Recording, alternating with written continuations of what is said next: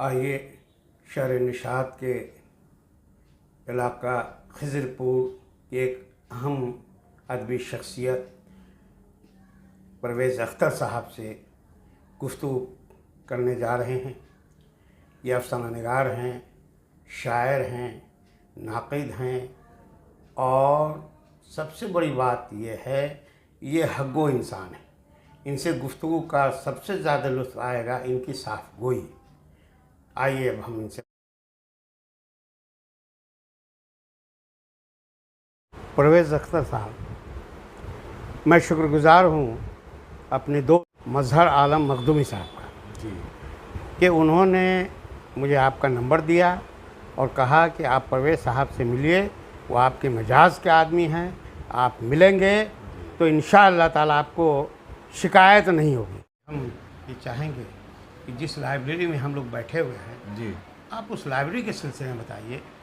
इस लाइब्रेरी का पूरा नाम है सैयद अमीर अली लाइब्रेरी। जी इस लाइब्रेरी का क़याम 1928 में अमल में आया था और इस लाइब्रेरी में किताबें भी उन लोगों ने जो है इकट्ठी करनी शुरू की। जी। तो एक माहौल बना और उस माहौल से मुतासिर होकर कई पढ़े लिखे लोग, दानिश्वर, अकाबरीन अदब इससे जुड़ते गए और फिर ये लाइब्रेरी जो है इस इलाके में मशहूर होने लगी तालीम के हवाले से और अदब के हवाले से। जी और फिर इसमें बहुत सारे ऐसे लोग जुड़ गए जिनकी आंखों में मुस्तकबिल था, जी जिनके ख्वाब में कौम और मिलत की तरक्की थी। तो उन लोगों ने फिर क्या किया कि इस लाइब्रेरी को एक नए ढंग से जो है आगे बढ़ाया और इसमें किताबों की एक तरह से कह लिए कि भीड़ लगा दी। बहुत सारी किताबें ऐसी इसमें हैं कि नायाब किताबें हैं, जी निसाबी किताबें भी हैं, तो वो बच्चों के लिए कारआमद और बहुत ही अहम है, मुफीद। कारआमद है। इस लाइब्रेरी से बेशुमार WBCS ऑफिसर्स निकले, जी। गवर्नमेंट सर्विस करने वाले निकले, जी स्कॉलर निकले। इस लाइब्रेरी में जो है शमशुर रहमान फ़ारूकी आ चुके हैं, इसमें चुगताई आ चुके हैं, कासमी साहब अलीगढ़ वाले, सगीर अफराहीम साहब, तारिक छतारी साहब, जी रहमान अब्बास साहब।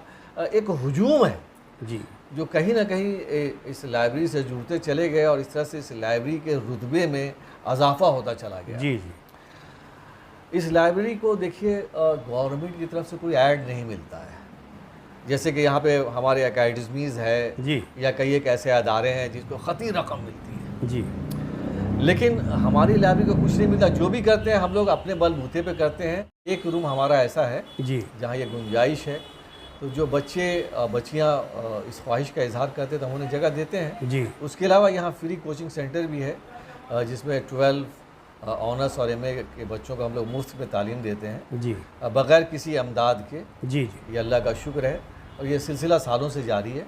इसके लाइब्रेरियन साहब का क्या नाम होगा? जी, लाइब्रेरियन के लाइब्रेरियन का नाम है ग़ुलाम रब्बानी गुलाम रब्बानी साहब। और इस लाइब्रेरी के सेक्रेटरी हैं सैयद मोहम्मद जमा साहब। आप भी इनसे मुंसलिक हैं? हाँ, यहाँ मैं कह लिए जॉइंट सेक्रेटरी हूँ जी और शोबा तालीम का इंचार्ज भी हूँ। जी उसके अलावा जितने अदबी प्रोग्राम होते हैं या तालीमी प्रोग्राम जी, होते हैं जी। सब मेरी ही निगरानी में होते हैं। जी ये चाहेंगे कि आपके इलाके में अदबी सरगर्मियाँ कैसी? खिजरपुर से कुछ लोगों ने जो है वो बंगाल में अपनी पहचान बनाई है, जिसमें हमारे सीनियर्स में नाजिम सुल्तानपुरी साहब जी। हैं, कासिर मुकर्रमपुरी साहब हैं, उसके अलावा अकबर हुसैन अकबर साहब हैं, अफजल हुसैन अफजल साहब हैं। कि आप अदब में सीधे सीधे आए या जिस तरह बहुत सारे लोग होते हैं जब शबुकदोश हो जाते हैं तो वो औकात कहते हैं कि ना, ऐसी कोई कुछ बात मसरफ़ नहीं। लेने के लिए ऐसी कोई कुछ बात शायर व नहीं। अदीब बन जाते हैं। एक्चुअली बुनियादी तौर पे मैं शुरू से जो है क्या अदब का जो मामला है, तो पढ़ने लिखने का मामला था, तो उसमें मैं लिखने पढ़ने का जो मामला था तो तहरीरी तौर पे मुझे थोड़ी सी क्या कहेंगे कि महारत हासिल थी। मैं अच्छा लिखता था और असातिज़ा मेरी बड़ी हौसला अफजाई करते थे। और फिर जब MA वगैरह कर लिया जी तो उसके बाद जो है अपनी मसरूफियात से वक्त निकाल कर जो है जी जो यहाँ के नामवर शोरा और रुतबा थे उनकी सोहबत में बैठा करता था। फिर धीरे धीरे ये शौक़ भी पैदा हुआ कि साहब कुछ लिखूँ, तो ये लिखने का अमल इस तरह से जो है मेरा जारी हुआ, और मैंने अफ़साने भी लिखे, मज़ामीन भी लिखे, और अभी तो शायरी भी कर रहा हूँ, जम के कर रहा हूँ जी। हाँ। लेकिन ये है कि आपकी किताबें आई? किताबें तरतीब ज़ेर तरतीब हैं जी। जिसमें एक मज़ामीन का मजमुआ है, एक अफ़सानवी मजमुआ है और एक शेरी मजमुआ है। 3 किताब इंशाअल्लाह जल्द आएगी और आप लोगों के हाथों में भी होगी। तो ये सब बस माहौल का असर है और अच्छे लोगों की सोबत से फ़ायदा उठाकर जो है। अच्छा, एक बात बताइए जो दिल में हमेशा मेरी खटकती है कि खादिम उर्दू की जब बात आती है तो खादिम उर्दू में मखसूस तबका जो है वही माना जाता है। जी। आपका क्या ख्याल है कि खादिम उर्दू कौन है, ये अदब की खिदमत कौन कर रहा है? ये सवाल आपका जो ऐसा है कि खादिम उर्दू, तो इसमें कोई तखसीस हम नहीं कर सकते हैं कि ये खादिम उर्दू। मेरा अपना ये मानना है कि खादिम उर्दू वो है जो उर्दू के लिए अपनी ज़ात को वक्फ़ कर देता है, जो उर्दू के लिए ख़ुद आगे बढ़कर उन तबकों के पास जाता है जिनको ज़रूरत है कि उर्दू के मंजरनामे पे उभारा जाए। वो खादिम है जो अपने क्या कहेंगे कि अपने ज़बान और अदब के जुड़े लोगों को जो है वो मदद करता है, हौसला अफजाई करता है, सहूलत फराम करता है, अपने बच्चों का मुस्तकबिल संवारने के बारे में सोचता है, गौर व खोज करता है और सहूलतें कहीं ना कहीं से दरियाफ्त करके सहूलतें पैदा करता है। तो वो हम तो बहुत सारे खादिम उर्दू को जानते हैं जो जिनका अपना बच्चा उर्दू नहीं जानता। नहीं, तो मैं ये कह रहा हूँ कि खादिम उर्दू ऐसे लोग नहीं है जो इस्टेब्लिश हो गए हैं, लाखों लाख सैलरी कमा रहे हैं और अपने स्टेटस को एंजॉय कर रहे हैं। अरे भाई, वो प्रोफेशन है आपका, वो तो आपको करना है। मेरा भी यही मानना है। लेकिन उस प्रोफेशन से निकलकर आप क्या काम कर रहे हैं वो सही है। इलाकाई सतह पे जहाँ पे आप रहते हैं, क्या वहाँ पे आपने बच्चों को इनलाइटेंड किया? सही है। क्या आपने उसको ज़बान अदब से जोड़ने के लिए वहाँ पे कोई तहरीक चलाई? जी। तो ये अगर आप ऐसा करते हैं तो आप खादिम उर्दू हैं, और अगर नहीं करते हैं, आप अपने स्टेटस को ज्वाइन करते हैं, इंजॉय करते हैं, आप जो है क्या कहते हैं कि वो दीगर सहूलत को पर अपने मफाद को तरजीह देते हैं, जी जी। तो फिर आप कहाँ के खादिम उर्दू? जी। तो ये बंगाल में एक बड़ा ही बंगाल में बड़ी मायूसकुन सूरत हाल है कि जिनसे बहुत सारे तवक्कुआत हैं वो अपनी ज़ात में सिमट कर महजूज हो रहे हैं अपनी कामयाबी से। जी। लेकिन उस जज्बे को आगे नहीं ले जा रहे हैं या उस जज्बे को वो फ़रोग़ नहीं दे रहे हैं जहाँ पे कौम की, मिल्लत की, ज़बान वालों की खिदमत के असबाब पैदा हों। जी। तो ये एक ऐसा मामला है, कुछ लोग हैं। अच्छा, एक सवाल मैं और चाहूँगा आपसे करना, यहाँ उर्दू की सूरत हाल क्या है, उर्दू ज़बान व अदब की? जैसे सरकारी कोई मामले, बिहार में उर्दू सरकारी ज़बान है, जी। तो बंगाल में भी सरकारी ज़बान है, तो क्या अमली तौर पर सरकारी ज़बान है? बंगाल में एकेडमी है, एकेडमी को ख़तीर रकम मिलती है, उसके अलावा भी कई अदारों को हुकूमत रकम देती है, और ये अदारे अपने अपने तौर पे कोशिश भी करते हैं, लेकिन इनके अपने तरजीहात हैं।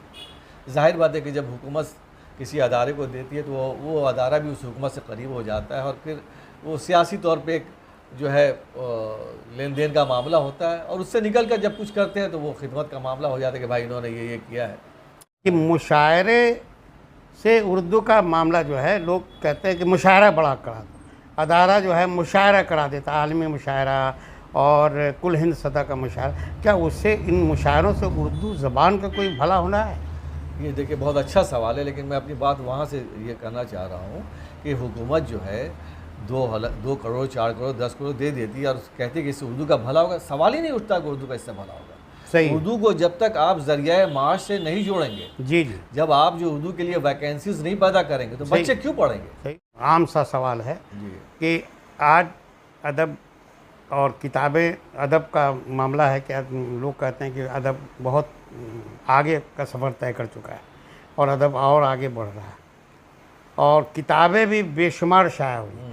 तो किताबें शाया हो रही हैं, अदब के हवाले से बात हो रही है कि अदब बहुत ऊपर की तरफ उठ रहा है, तो क्या क़ारीन की तादाद भी बढ़ी है?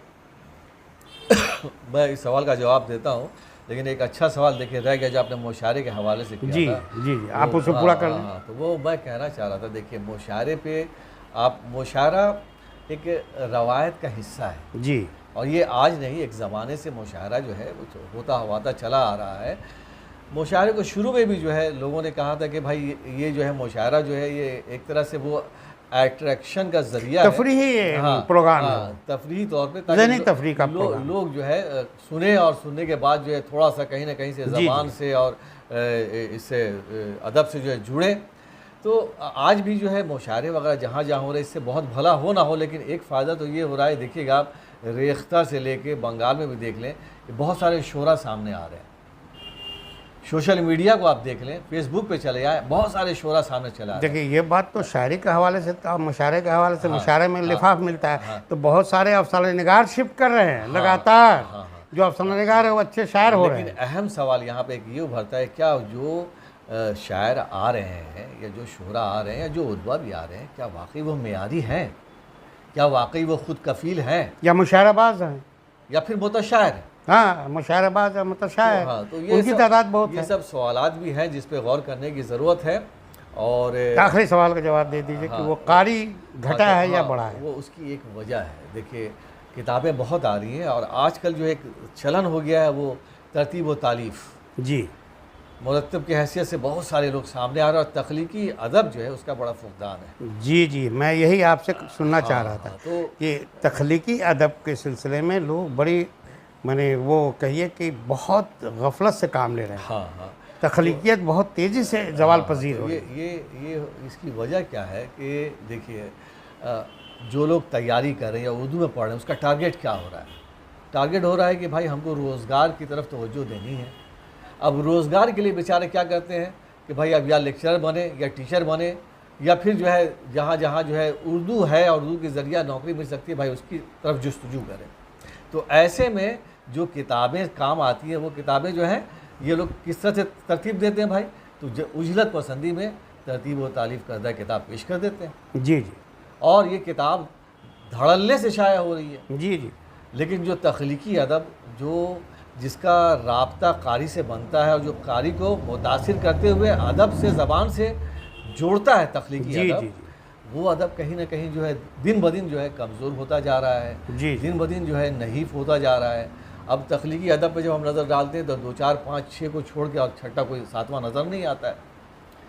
और जब वो हैरत अंगेज़ बात है कि देखिए आप ज़बान आप देख लीजिए, अफसाने की ज़बान देख लीजिए, बड़े से बड़े जो अफसाना निगार हैं या फिक्शन नावल निगार हैं, उनकी आप ज़बान देख लीजिए तो उनका बड़ा जो होना वही माने होता है, वरना उन पर काफ़ी उंगलियां उठाई जा सकती हैं। तख्लीकियत है नहीं, सपाट बयानी है और न मंजर निगारी है और न जज्बात निगारी वसी है, न जुज़ियात निगारी है, लेकिन बड़े फिक्शन निगार हैं, बड़े इनाम भी मिल जाते हैं। ये मेयार तो दिन ब दिन मेयार जो है, मेयार की जो हम बात करते हैं कि एक सिलसिला है गिरने का। जी, मेयार उठने की बात सवाल है। ये जो ज़वाल जो अदब को हमने एक बात कही थी बहुत पहले एक सेमिनार में कि भाई इंसान को कमाल हासिल हो रहा है लेकिन अदब को ज़वाल क्यों? बिल्कुल, आपने बहुत अच्छा जुमला कहा है। तो ये ज़वाल होने की वजह ये है कि आज जो हालात हो गए और इंसान के अंदर जो एक उजलत पसंदी आ गई है, जल्दी से कुछ करना है, जल्दी से कुछ करना है, तो इसमें क्या होता है कि लोग आसान रास्ता मुंतखब करते हैं और आसान रास्ता जब मुंतखब करेंगे तो जाहिर बात है कि अदब भी उसी तरह का सामने एक बात और पैदा हुआ है, जैसे अभी जो नए नए लेक्चरार लोग होते हैं उनको दे दिया गया कि प्रमोशन के लिए आपको किताबें होनी चाहिए। तो ये जो मामला हो गया है, या आप जो है को रिसाले में वो UGC जिसमें हो, ISB न हो, उसमें आपकी अशात होगी तो आपको मार्किंग मिलेगा। नतीजा ये हुआ कि बेशतर रिसर्च स्कॉलर करते क्या है, 5,000 रुपया दिया, अपनी तख्लीक भेज दी, वो रिसाला छाप दिया, वो उनका छप गया। दूसरी बात, किसी से मदद ली, एक किताब आ गई, जिनकी बीवियां हैं उनके शौहर लिख देते हैं, जिनके शौहर हैं उनकी बीवियां लिख देती हैं। अच्छी बात है, अदब में बिल्कुल कचरा भरता जा रहा है। हाँ, ये आपने जो बातें की ये हमारे भी तजर्बात और मुशाहदात का हिस्सा हैं जी। और ये बातें जो है मैं सिर्फ अपनी नहीं बल्कि बहुत सारे लोगों से सुनता हूँ, तो ये एक गुमान जो कहीं कहीं यकीन में बदल जाता है कि अदब में भी तजारत जो है धड़ल्ले से जो है लोग कर रहे हैं और इसका खमियाजा अदब भुगत रहा है, बहुत अफसोस, हमारी ज़बान भुगत रही है। और उस पर नाला है कि भाई मेरी किताबें कोई पढ़ता नहीं है, मेरी किताबों पर लिखता कोई नहीं है। भाई किताब लिखवाती है, मुसन्निफ नहीं लिखवाता है। अब देखिए, ये आपने जो कहा कि जो लोग प्रोफेसर हैं, लेक्चरर हैं, इन लोगों ने अब एक एज ए होल देखिए ना कि उन लोगों ने ज़्यादा खिदमत अंजाम दी है जो प्रोफेसर लेक्चरर नहीं है, जो दूसरे शोबा हयात से हैं लेकिन उर्दू ज़बान से मोहब्बत करते हैं, उर्दू में लिखते पढ़ते, उन लोगों ने ज़्यादा काम किया। शमशुर रहमान फारूकी से लेके आप जो है दीगर लोगों, बहुत सारे लोग। अब शमाइल अहमद का नाम लीजिए, वो अदब का आदमी नहीं थे, उर्दू वो कहते थे शायद मैं उन्हें अदब का पढ़ा नहीं, मैं इंजीनियर हूँ। हाँ, तो वो एक मसला है कि हमारे प्रोफेसर लेक्चरर और जो है रीडर्स वगैरह जो है ये मजबूर भी हैं। जी, शुजा खबर, हाँ, तो पुलिस डिपार्टमेंट के आदमी। हाँ, तो उनकी मजबूरी है कि भाई अब वो उनको करना है, उनको अपना मुस्तकबिल संवारना है, और जो अपने मुस्तकबिल संवारने के चक्कर में हमारे एक दोस्त है AK उपाध्याय साहब, जी जी जी, पुलिस डिपार्टमेंट के हायर अफसर, तो बहुत अच्छी शायरी करते हैं। ये पूरे हिंदुस्तान में है। यहाँ भी जो प्रोग्राम वगैरह होता है तो वो हमारे यहाँ के पुलिस कमिश्नर जो हैं वो भी जो है बड़ी अच्छी शायरी करते हैं। एक और जो है वो कमांड में वो डायरेक्टर के पोस्ट पे हैं, बड़े अच्छे दोहे लिखते हैं। तो ये है कि जो अलग शोबा हयात से इसकी बुनियादी वजह मैंने जो महसूस की है, जी। जैसे मैं भी हिंदी में लिखता हूँ, तो हिंदी वाले कहते हैं शाहिद जमील साहब बहुत अच्छा लिखते हैं, तो हम कहते हैं कि नहीं, अच्छा लिखते नहीं, अच्छा मुझसे हिंदी लिखवा लेती है कि उसको हमने महबूबे के तौर पे इस्तेमाल किया है, उसको हमने अपनी महबूबा बनाया इस ज़बान को।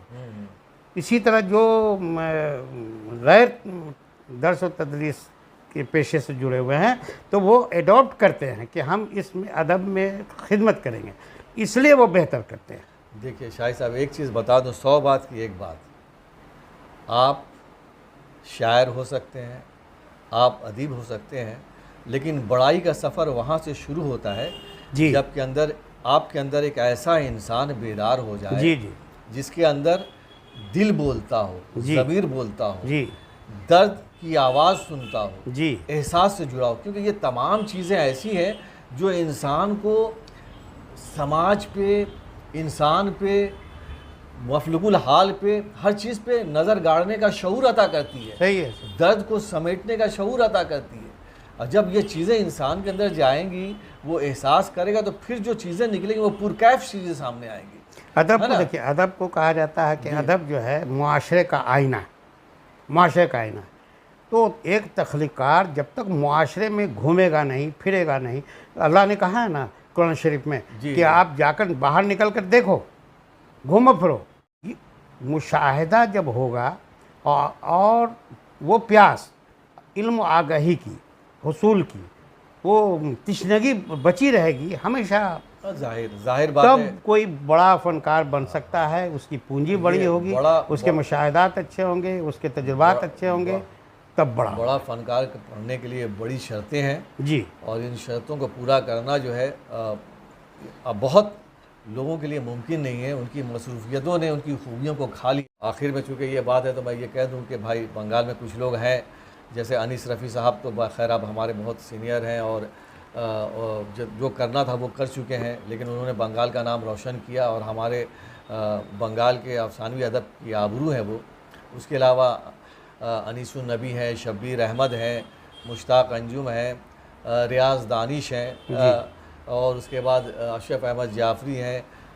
जो तनकीदी या तहक़ीक़ी अदब की बात कर लें, ये तख्लीक़ी अदब की बात मैं कर रहा था, तनकीदी या तख्लीक़ी अदब की बात कर लें, ख्वाजा नसीम अख्तर हैं, कलीम हाजिक हैं, अबूज़र हाशमी हैं जी, और भी बहुत सारे लोग हैं, मकसूद दानिश वगैरह हैं, नसीम अजीज़ी हैं जी।